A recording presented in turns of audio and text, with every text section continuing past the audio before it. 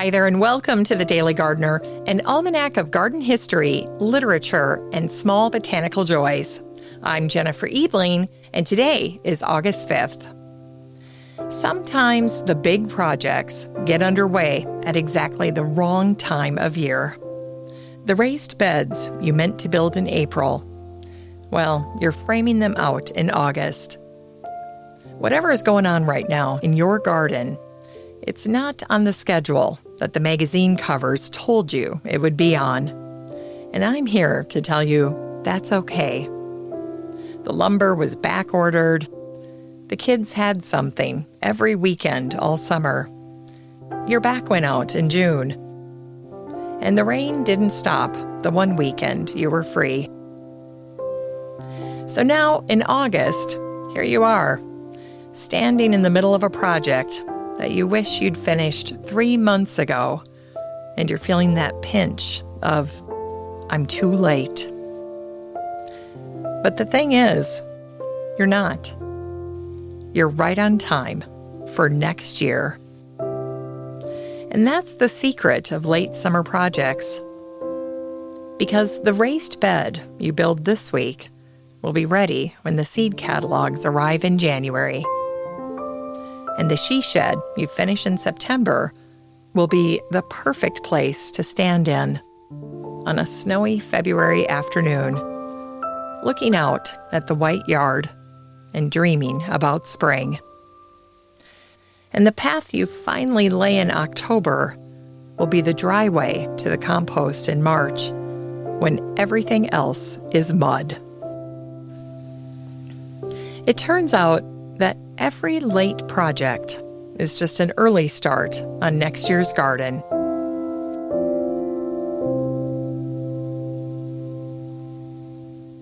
Here's today's garden history.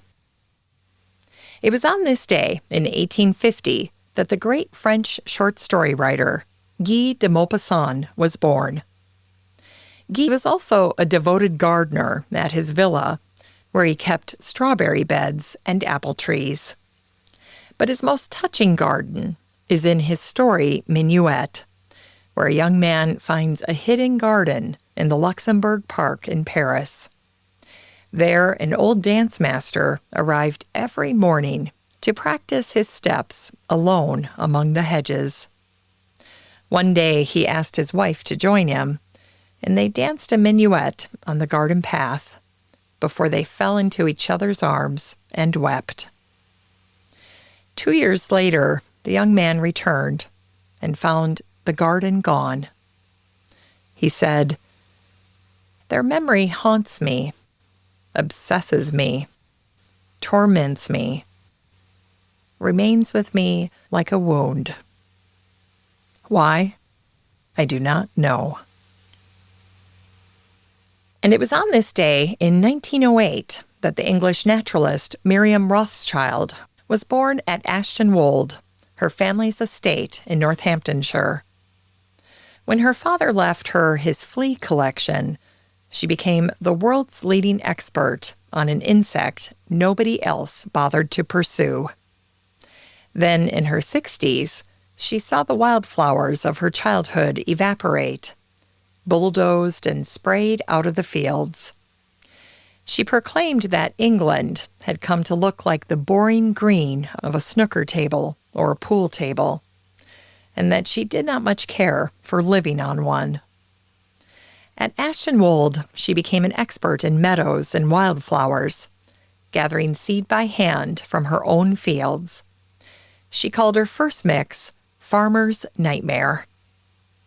Then, in 1982, at the age of 74, she sat down with a young Prince Charles and designed a special seed mix for the meadow at Highgrove. It's still there today. Miriam was an advocate for nature, plants and animals, and birds and butterflies. She said, "Without them, we are a deprived species." And it was on this day in 1934 that the American writer and farmer Wendell was born in Henry County, Kentucky. As a young man, he became a teacher in New York, but at 30, he walked away from it and went back home. Not one of his literary friends, he said, thought it was a good move. On the 4th of July in 1965, he bought 12 acres on the west bank of the Kentucky River. He called it Lane's Landing. In 1977, when he published The Unsettling of America, he handed American gardeners a sentence they've been underlining ever since. He said, "The soil is the great connector of our lives, the source and destination of all." Today, Wendell Berry turns 92. It's time to grow that garden library with today's book, Grow and Gather by Grace Alexander. At the midpoint of Working Gardens and Estates Week, today's book comes out of a 1/4 acre of scrubby Somerset field. Grace Alexander is a clinical psychologist and a flower farmer. She kept the day job and turned that field into a cutting garden. She also has 3 dogs, and they are all over this book. Morag and Maud are Irish setters. Morag is a good girl, while Maud is the one chasing imaginary rabbits through the dahlias and sprinting toward the sound of a champagne cork from 3 rooms away. And then there's Hugo, the Cocker Spaniel, who believes he's in charge of everything and everyone. He follows Grace up and down the paths, making it clear he'd rather they were all indoors having a cup of tea. That's the garden Grow and Gather comes from. Practical, funny, and honest about what it actually costs to grow something beautiful. It's not a garden kept for looking at. It's a garden kept for taking indoors. Everyone likes to tell Grace that gardening must be so therapeutic. She says no. Instead, it pushes her to her limits, and she does it anyway. She says, "I garden because I cannot not."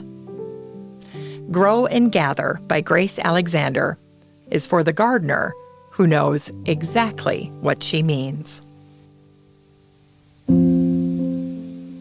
And finally, here's something sweet to ignite the little botanic spark in your heart.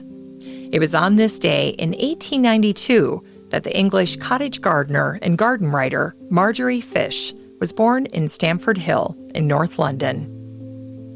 Marjorie spent 20 years in Fleet Street as secretary to 6 editors of the Daily Mail. At the time, she was not interested in gardening. She left that to her sisters. But then she married her 6th editor. Walter Fish was a widower, used to having his way. He was 18 years her senior. She was 40, and he was 58.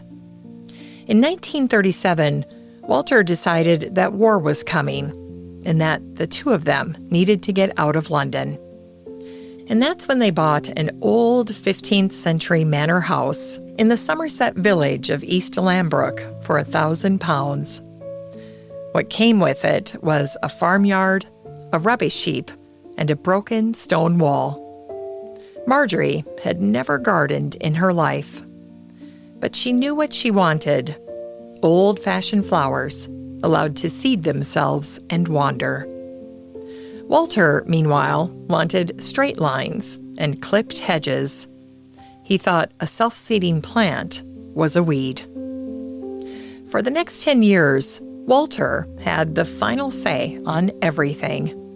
And whenever he ordered a plant pulled out, Marjorie did so, and then quietly replanted it somewhere else. And whenever he insisted that a path run straight, Marjorie mentioned politely that a curve would follow the ground better.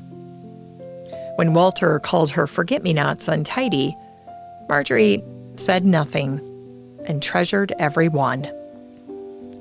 In December of 1947, Walter died. Marjorie was 55. And for the 21 years she had left, she gardened exactly as she pleased and heard Walter's voice beside each decision she made.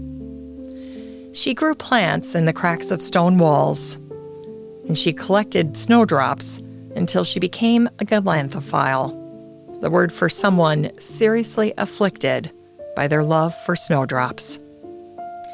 In 1956, she published her first book. She wanted to call it Gardening with Walter.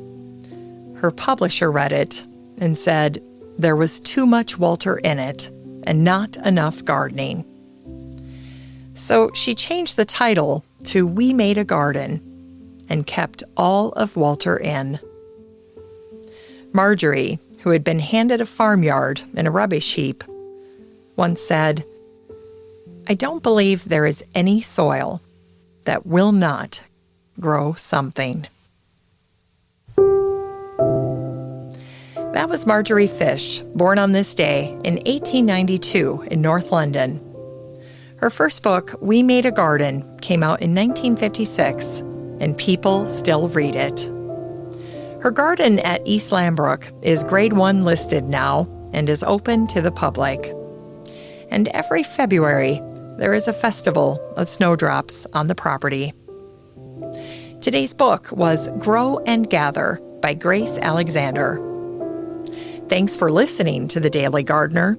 And remember, for a happy, healthy life, garden every day.